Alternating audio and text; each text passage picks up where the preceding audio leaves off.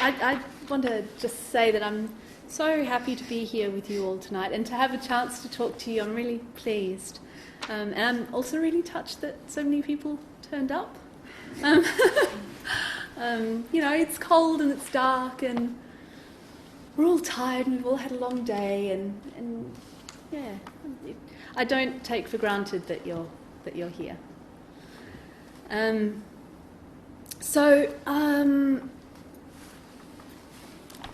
My spiritual autobiography, I guess. You could say everything about my life began with my mother's mental illness. And, the family life was very dysfunctional. And as a kid, you don't know any different. But at the same time, I felt that something, was not right. Something was a bit off. And so I think my spiritual quest began probably when I was about 8 years old. As with a lot of people, my first spiritual role model was a school teacher. So it was Mrs. Smith when I was in year 3, and she was a devout Christian.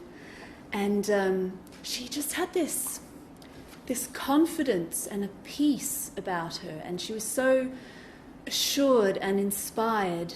And I'd never seen somebody like that before, and I was like, I want to be like her.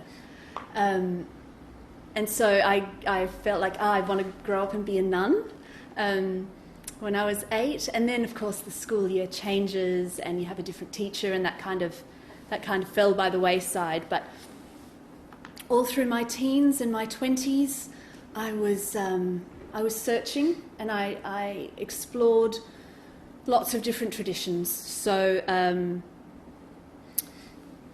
Judaism, I went to Israel. I was very interested in Taoism for quite some time. I learnt transcendental meditation. I was very involved in the New Age movement. I joined a couple of cults. I did a bit of everything. But I think in all of these traditions, what was really lacking was that I wanted to know what it means to be a good person, and then how to become that good person. That was really lacking in my life, a sense of moral direction. And none of these traditions really talked about that. I mean, in the Judeo-Christian tradition, you have the 10 Commandments. It's like, don't kill. Why not? Because I said so. Okay, is there any more to it? No. All right, well, that wasn't really enough for me. And I kept thinking, we talk about how to make the world a better place. So what's missing? What's the missing ingredient? And I kept coming back to the idea of altruism. So that for me was really important. And a lot of these traditions didn't really talk about altruism much either. And during this quest, I did bump into Buddhism a few times, but it was always, I don't think I was ready for it. So I remember I went once to the Asian Studies section of the university library, and I was reading this book, and I think in retrospect it was like an academic comparison of the way that different Buddhist schools describe emptiness. I'm like, what? Yeah, I'm in pain here. I'm an angsty 20-year-old. I need some answers. This isn't it. And then I came across the Four Noble Truths you might be familiar with. The first one is that life is suffering. And I thought, like a lot of people, I took that very literally. I misunderstood. Life is only suffering. This is much too pessimistic. That's not my experience, so I don't know what they're talking about. And I also had a friend at university who was a Buddhist, and he kept trying to convert me. And he would be talking about things like sky dances. And I'm like, what? What are you on about? And anyway, if you're a Buddhist, that means you're a monk, right? And you haven't shaved your head, and I know that you have a girlfriend, so I don't know what you're on about. So it was all just a bit weird and abstract, and I thought, Buddhism isn't for me, so whatever. Then I started therapy in my early 20s, and I did that for quite some years, and for the first time life was good. You know, I felt, okay, I'm in control, I've got a set of values now, I should be happy. And yet I wasn't, you know, like I was really restless, and I had a lot of energy and I didn't know what to put it into. And I thought, what's wrong with me, you know? Like, I'm independent, I'm living the life I want to live. Am I, like, spoilt or something? Am I impossible to please? Like, what's not working here? And I felt really guilty about that, actually. And then just one day out of the blue, I think everyone here is probably old enough maybe to remember this TV show from the 70s, Monkey. Yeah. That's right. And I'd watched that as a kid. I grew up with that. And I had some vague memory that there was like a goddess of compassion on this TV show. And I thought of all the, you know, all the pantheons and all the gods that I've researched and la la la. And I was like, goddess of compassion sounds like one that's worth looking into, yeah. So I went online, and the internet was still very new back in those days, and I typed in goddess of compassion, and there was one article that came up. I was like, ooh, okay. So, and it was actually an article about green Tara. Some of you might have heard of. And she was described as holding a blue lotus that's called Utpala. And I thought, oh, that's quite beautiful, yeah. So I was thinking about green Tara, and then meanwhile I was living in Germany at this stage. I was living in Berlin. I was teaching English, and one of the other English teachers, you know, we became friends and we were chatting. She was pretty cool, and so we swapped email addresses, and I saw that her username was Utpala Vajri, and I was like, I know what Utpala is. It's the blue lotus, yeah. And so we started talking, and she said, well, yes, I'm a Buddhist. And I'm like, but you wear cool clothes and you've got makeup, so how does this go together? And so she was telling me about the Buddhist center in Berlin, and I went along and started meditating there and stuff. And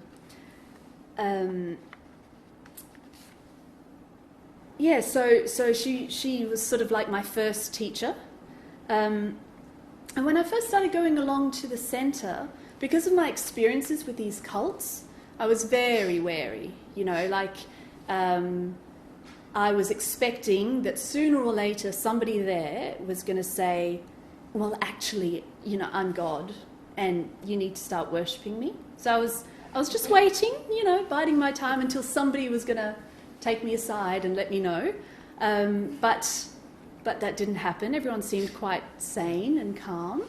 And then I started doing the Introduction to Buddhism course, and that blew me away. Like, the first thing was that everyone kept talking about compassion. Like, this was the cornerstone of Buddhism. And I was like, hang on a minute, this is what I've been thinking all these years. The important thing is compassion. So I was like, okay, that's a good start. And then another thing that really got me was the way that people were talking about not good and bad. They were talking about skillful and unskillful. And suddenly it's like there's a way to talk about things that's not tied into self-hatred. I'm not a bad person. You know, maybe I do unskillful things, but I'm not bad. So that was also quite liberating, quite exciting in a way. And then what really impressed me was when we started talking about ethics. And I was like, yes, this is it. So these principles, these precepts, describe to me what a virtuous person is, and if I follow them, then I become virtuous. And that was just music to my ears. You know, I remember when I was a teenager, I had this thought. It occurred to me that I could just go out into the world and I could do anything, and what's there to stop me? You know, whatever. And I found that really frightening, that there was no framework, nothing to guide me. So when we started talking about ethics, it was deeply reassuring. And I just really took to it overnight. Which is not to say, of course, that I find ethics any easier than anybody else. But the idea that the more difficult it is, and the more I manage to do it regardless, the more I can be proud of myself. And that was a completely new sensation. I'd never been proud of myself before. Yeah. And the fact that all of this practice was so, you know, the Buddha didn't talk about things in theory. It's not just a philosophy. It's something that you can put into practice and that will change your life. Was quite revolutionary for me. So that was it. I was hooked. This is the place for me. I was convinced. And I noticed at the centre there in Berlin, in retrospect, I think the centre must have been very new because there were so few people. There was just a handful of order members. And I noticed there was two kinds of people at the centre. There were like just the random people who sort of came and went and blew in off the street, sort of. And I was like, I couldn't make sense of this. I had been searching for this my whole life. It's this massive revelation. And here are these other people who just sort of come in and go, oh yeah, that's nice, and then go again. It's like, how can you go? How can you not love this as soon as you see it? Wow. So, well, I was definitely not one of them, right? So the other group of people at the centre were the order members. And I'm like, yeah. So I want to be one of these people. So I felt really excited and really committed that I'd found what I wanted, and I wanted them to know that. So within 1 month of being at the centre, I asked for ordination, and they were pretty amused. They're like, okay. So I wrote my letter and posted it off, officially asking, and the chair of the centre there, Amogaratna, he was like, your letter sounds a lot like the letter that I wrote all those years ago. So it was quite reassuring. It was nice. And the order members were such good friends. Like you could talk to them about the meaning of life, and they took you seriously. And often with my friends earlier, I'd been told, oh, Talia, you think too much. Just stop overthinking it. And I'm like, how can you not think about these things? How can you not be up all night worrying about this stuff? And then suddenly I had like all this community of people who wanted to talk about it with me. So that was also a bit of a revelation that I'd found my people in a way. Yeah. So normally what happens is that you would become a mitra first, a friend, before you ask for ordination.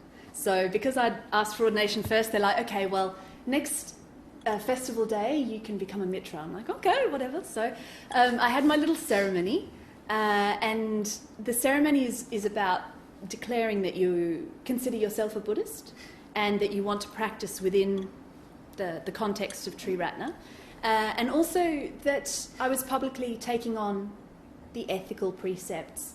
So that was a wonderful day that I was declaring this in front of everybody, and they were all cheering sadhu, well done, good on you. And I was like, oh, it was amazing to have that publicly acknowledged. Was brilliant.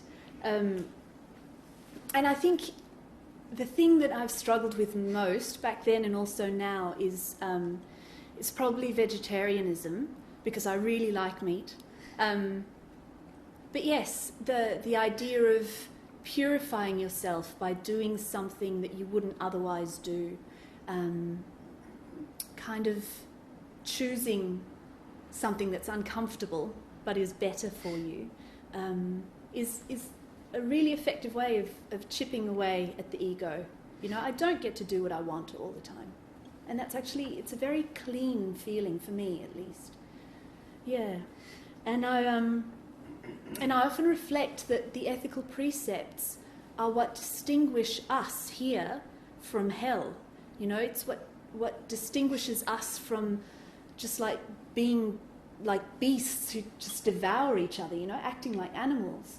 And for me personally, it's like the safety net that assures me that actually I'm not like my mother, which is so important. It's the most important thing. To know that I can be proud of myself, that I stand by something that distinguishes me from everything that that I abhor. So what people often ask is which of the three jewels is our favourite. You know, we say that we're going for refuge to the three jewels. The Buddha and the Dharma and the Sangha. And for me, at the beginning and now, again, I have to say that my favourite jewel is the Sangha jewel.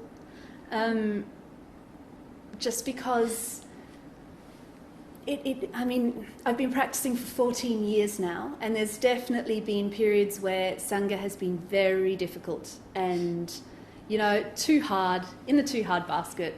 I went through a period of thinking that I can practice on my own. I don't need all this. And I tried, and it didn't work. So, like, I just noticed that there was such a lack of motivation. There was such a lack of support. Practice is difficult, and I didn't have enough motivation just to do it myself all the time. And so my practice was falling by the wayside. And I remember coming back to the centre, and it was a festival day, and we were all going around in the circle talking about, you know, what's going on for us at the moment. And I said to the group, I'm sorry that I've been away for so long and I'd like to come back. And everyone was so happy. They were so happy that I wanted to be there. And I was like, wow. I thought, you know, it might be a bit frosty or something, or we'll see. But no, everyone was like patting me on the back, and I'm so glad you said that, Talia, and let's go hang out and have a coffee. And I was like, oh. So it was lovely. And it means so much to me that I have that support. You know. And it's also, there's a lot of learning in the Sangha. So in the past, if I had trouble with someone, I would just cut them off and just, too hard, I'm not going to pursue that relationship. And I isolated myself a lot.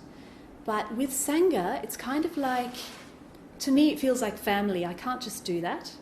Just every time someone's difficult, I can't just say, I'm not going to see you again. So I've had to learn to stick in, you know, with people, and to work through the painful bits and the conflicts, and to stay with them and keep coming back, and it can be extremely painful. And then eventually, somehow, you find a way to reconnect, and you come out of the other side, and the friendship, for me, just feels so much more genuine and so much stronger for it. And it's a beautiful feeling to know that someone has been hurt and wants to stick by you regardless, you know, wants to work through it with you.